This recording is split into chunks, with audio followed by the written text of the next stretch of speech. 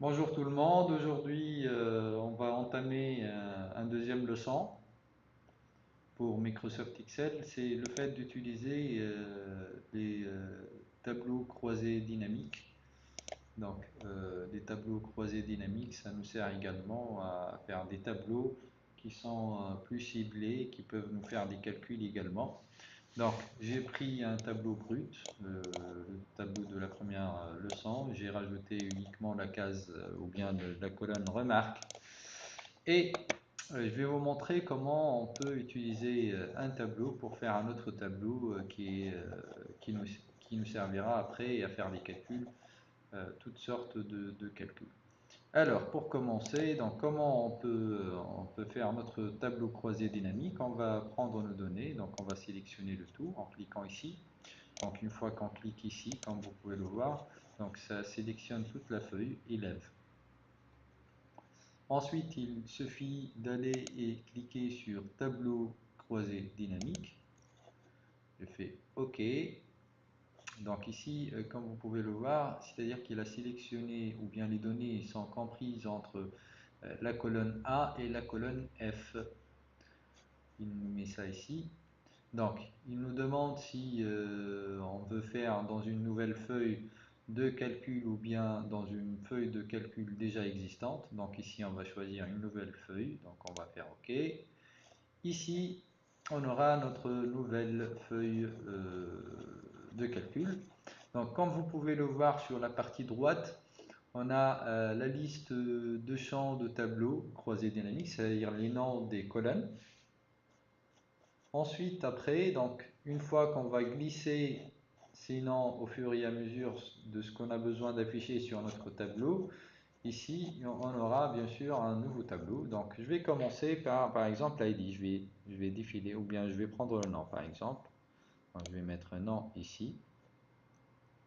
Alors, ensuite, je vais mettre les moyennes ici. Prénom, je vais le mettre ici.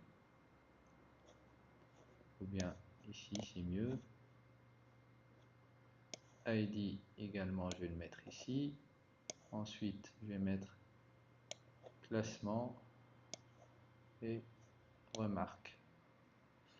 Alors, donc, nombre de moyennes. Ici, le nombre de moyennes, c'est que on a combien d'élèves qui ont obtenu bien. Donc, comme vous pouvez le voir, le sixième et le septième élève, donc sur le classement. Bon, pour ne pas abuser, je vais prendre le classement, je vais le rendre ici. Je vais prendre ici les noms. Donc, comme vous pouvez le voir ici, donc vous avez les élèves qui ont eu bien, c'est Saba et Saïd. On peut le vérifier en allant sur la case élève. Donc, bien, c'est Saba et Saïd. Saïd, il est ici. Donc, c'est bien également. Voilà. Ensuite, excellent, on a Fabien, Joël et Zidane. Ça fait l'ensemble de 3. Donc, comme ça, on peut voir combien d'élèves ils sont excellents, combien d'élèves ils sont en passable, peut faire mieux, très bien, et voilà. Donc, ici, on a la case vide. Donc, comment se débarrasser de cette case? Il suffit de cliquer ici et dans l'enlever. Hop, on n'a plus de vide. Ici, donc, on a ID tout et prénom tout. Si par exemple, moi je veux voir l'élève 1003 uniquement, je clique sur 1003, je fais OK, hop. Donc, le 1003, c'est un élève qui est excellent. Si je prends ici Jacques, par exemple, je fais OK, je n'aurai rien du tout parce que la case ID, elle est juste au-dessus de prénom. Donc, je pourrais rien voir. Donc, c'est la première sélection qui m'intéresse. Donc, du coup, je vais enlever prénom et je vais le mettre ici. Voilà. Hop. Non. Joël et prénom Jacques. Donc, comme vous pouvez le voir, donc je peux enlever. Hop. Joël, Jacques. Je vais aller un petit peu plus loin.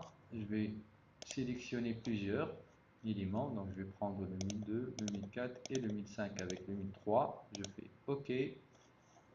Là, j'aurai cette liste qui contient Fabien Lara, Joël Jacques. Il est excellent. Voilà. Comme ça, je peux avoir un tableau, comme vous pouvez le voir.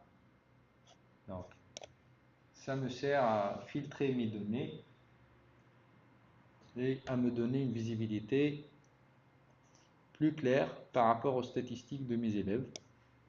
Donc, euh, je peux également faire autre chose. Bon, le tableau, bien sûr, vous pouvez le gérer selon vos besoins à vous. Donc ici, je vais enlever vide également. Hop. Voilà, voilà. Donc ça, c'est un tableau croisé dynamique. C'est un exemple de tableau croisé dynamique qui peut vous servir. Donc on peut réduire ici, on peut mettre par nom uniquement. Hop. Ou bien tout simplement d'aller et d'enlever prénom. Hop. J'ai que des noms avec bien sûr les stats que je veux. Et je peux également choisir les ID que je veux. Ici, c'est un plantage, je n'arrive plus à sélectionner. Désolé, ça a été c'est planté, mais c'est l'essentiel qu'on peut voir. Salut!